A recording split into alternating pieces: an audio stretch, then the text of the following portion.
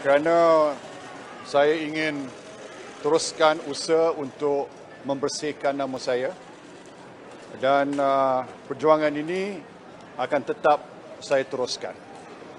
Seperkara yang saya nak maklumkan bahawa dalam mahkamah tadi hakim telah mengizinkan saya untuk menyatakan sepatah dua kata pada penghujung perbicaraan dan antara perkara yang saya sebut adalah kejayaan ataupun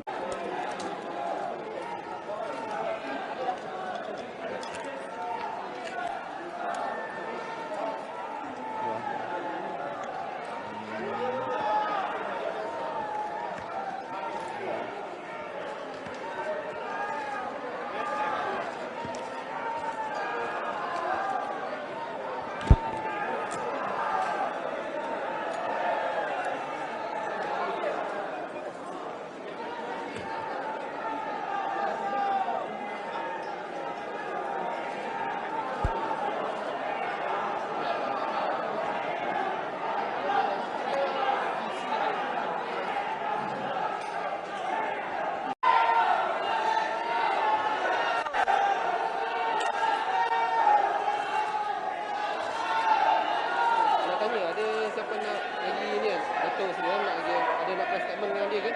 Tu dah. Dia ada. Mana nak tanya dah? Kita betul. Mana?